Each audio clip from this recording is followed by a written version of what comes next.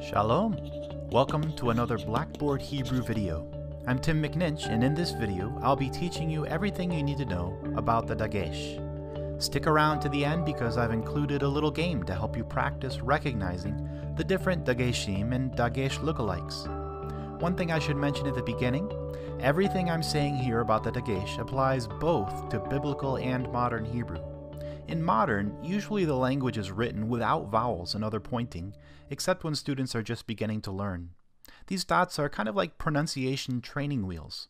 But sometimes even advanced Hebrew speakers will include the Dagesh or other marks just to clarify pronunciation, and when they do, all of these principles apply. So whether you're learning Hebrew to speak it or to read the Hebrew Bible, this lesson should help you make sense of all those dang dots. Az bo natchil. Let's get started. Now take a look at this.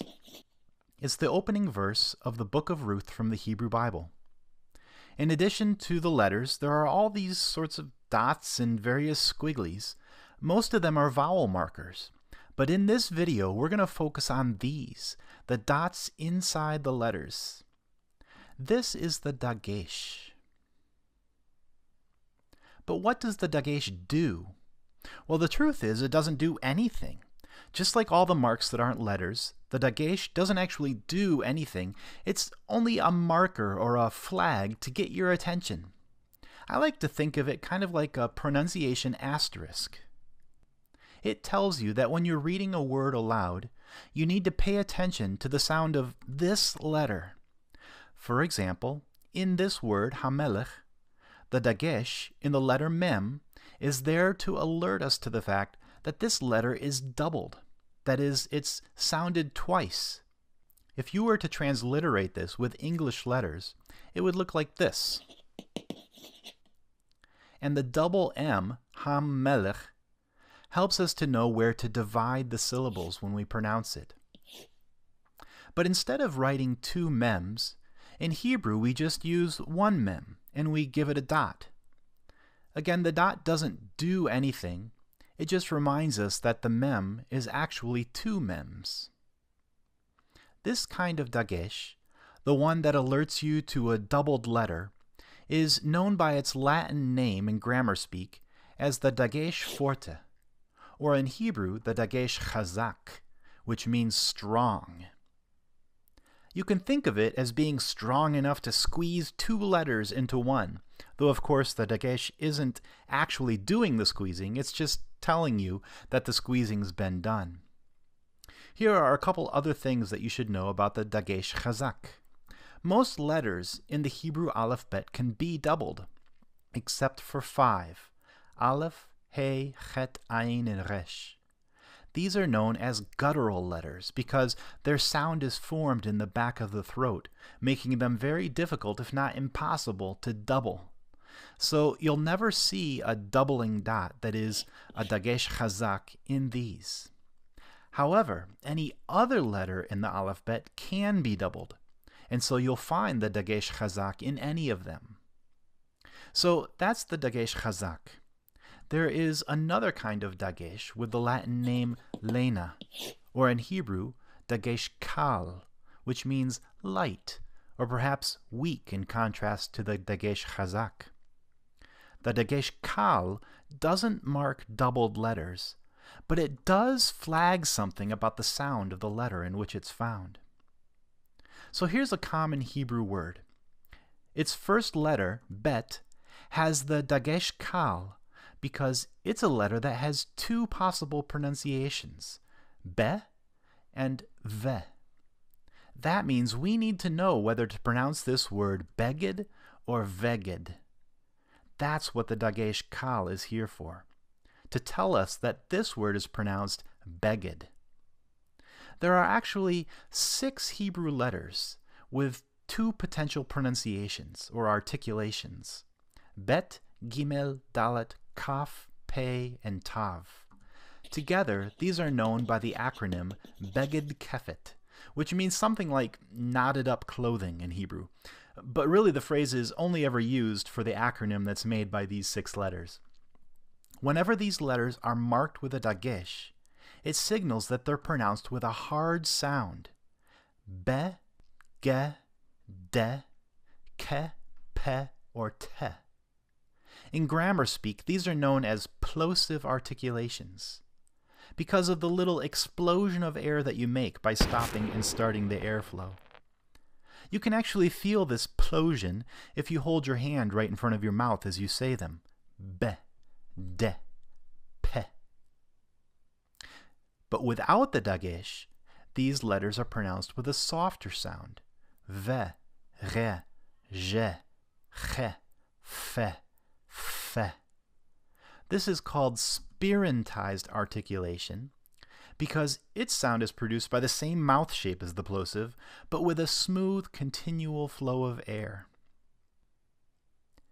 Now, to make things a bit more complicated, 3 of these spirants for Gimel, Dalet, and Tav fell out of use somewhere along the way, and in most dialects of modern Hebrew, you'll only hear the plosive articulation for them, whether or not there's a Dagesh there.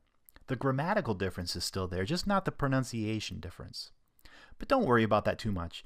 Just know that in any of these 6 letters, if you see the Dagesh, they get the plosive version. And if you see a bet, kaf, or pe without the Dagesh, they are pronounced with the spirant version, ve, che, fe. So those are our 2 Dageshim, the Dagesh chazak or forte, and the Dagesh kal or lena. But you know what? They look absolutely identical. So how do we tell them apart? Here's how it works. In the alphabet, remember that you never get a Dagesh of either kind in the gutturals, so you don't have to worry about them. And here are our 6 beged kefets, the only letters that can take a Dagesh kal. So if you see a Dagesh in any other letter, you know for sure that it's a Dagesh chazak, marking a doubled letter. This only gets complicated when there's a Dagesh in one of the beged kefets. In that case, it could be either Dagesh, and we have to think about it a little more. The easy trick here is to look in the rearview mirror. See what came immediately before the letter with the Dagesh. For example, here's that first verse of Ruth again. And here's a Dagesh in the bet of Bimei. If we look behind it, it's preceded by this Yod. So here's the rule. In a beged kefet letter, following any consonant or a shva, the Dagesh is always a kal. No doubled letter, it's just signaling the hard plosive sound. Okay, here's another one in the bet of mi bet. Right before the bet is this chirik, a vowel. The rule here is if the Dagesh follows a vowel, it's a Dagesh chazak. It's letting us know that this bet is actually a double letter. Well, let's check the others here just for practice. Here's another bet in bis de. Look in the rear view, and there's a resh, a consonant. So, the Dagesh is a kal. One more, in the tav of ve'ishto. Look in the rear view, and here's a shva. So, this is also a Dagesh kal. Make sense? All right. Well, before we end, I need to introduce you to a couple of imposters, Dagesh doppelgangers. There are a couple of these Dagesh lookalikes, dots and letters that are not actually Dageshim. Take a look at this. It's another verse from the beginning of Ruth. And here at the end of the first word is a vav with a dot. There's actually 2 of them in this word. Now, even though it looks like a Dagesh, it's not actually a Dagesh. But it's doing the same thing as a Dagesh. It's alerting us, like an asterisk, to something unusual about the pronunciation of this letter. A vav with a dot can indicate a doubled v sound, but much more often it's signaling a vowel sound, an oo sound. This is called the shuruk, and you can hear that oo sound in its name, shuruk. I don't want to get too far into the weeds on this, but just so you know, You can tell a shuruk apart from a doubled vav by looking again in the rearview mirror. If it's preceded by a consonant, like this one is by a tav, then it's a shuruk. But don't get too hung up on memorizing that rule and its exceptions. It'll actually be quite rare that you come across a doubled vav, unless your name happens to be David. But anyway, moving on. The other Dagesh doppelganger is this one here, a hey with a dot. Now wait a sec, I can hear you yelling at the screen. Hey is a guttural letter, and you said that they never get a dot. Well, hey never gets a Dagesh, but this isn't a Dagesh. It is a mapik. Much like a Dagesh, the mapik is signaling that there's something notable about this letter. Usually a hey at the end of the word is indicating a feminine ending with an ah sound. Without a dot in this hey, the word would be ume isha, and from a woman. The word isha means woman. But the dot, the mapik, tells us no, this hey isn't just an ah ending. It's actually a consonantal hey. It has meaning, and in this case it's a possessive ending attached to the word ish, meaning man. So this word doesn't mean and from a woman. With the mapik, it means and from her man. The hey signals the possessive her. All right, enough on that. Let's review and play our game. Here are our 4 dots. The Dagesh Chazak signals a doubled consonant. It never appears in the guttural letters, and you can identify it because it always follows a vowel of some sort. The Dagesh Kal only shows up in Beged Kefet letters. It signals a hard plosive pronunciation, and you can tell it from the Chazak because the Kal always follows a consonant or a shva. The shuruk isn't a Dagesh, it's a vav with a dot. It signals an u vowel, and it always follows a consonant. And finally, the mapik. It's a hey with a dot. It signals a hey that functions as a consonant with meaning, not just a vowel sound. And it usually indicates a possessive suffix. Great, so let's wrap up with a game. First, let's make things look a bit more festive. And let's stick a countdown timer up here. We'll put up another text from the beginning of Ruth. And we'll get rid of our answer dots here. So here's how this game works. I'll circle a dot like this one in Vatishena, and then I'll give you 5 seconds to figure out which dot it is before I reveal the answer. Now this one follows a vowel, so it's a Dagesh Chazak. All right, you're up. Next we have this kaf in Vativkena. Ready?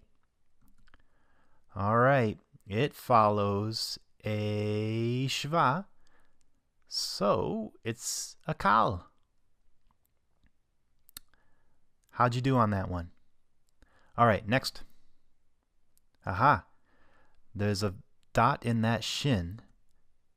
It's not a Beged Kefet, so automatically it must be Dagesh Chazak. Next, pei, it's a Beged Kefet, and it follows a shva, so must be a kal. All right, you're doing great. Next. Okay, a hey with a dot in it. Oh, wait a minute. It's a guttural. Oh yeah, hey with a dot. That's the mapik. You got that, I'm sure. Next we have this one. A vav with a dot, and it follows a consonant. Must be the good old shuruk. In fact, this is Verut. Rut is the title character of the book. Okay, let's keep going. Okay. This is a dalet with a dot. It's a beged kefit. And it follows a consonant. Okay. That's a kal. Next we have this hey with a dot.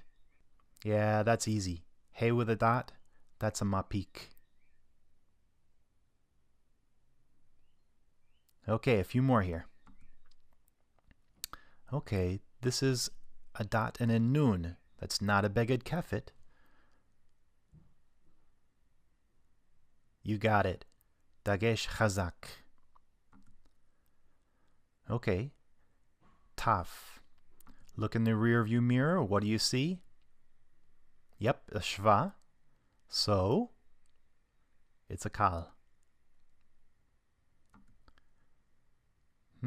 Hey with a dot. That one's easy, right?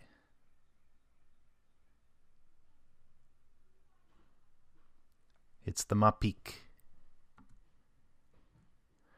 All right, see that vav with a dot? Follows a consonant. It's a shuruk. All right, almost done. Last one. It's a beged kefit. It follows a shva. Dagesh kal.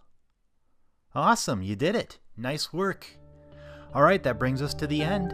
Thanks for watching the video. Like, follow, bell, all that jazz, but most importantly, love your Hebrew.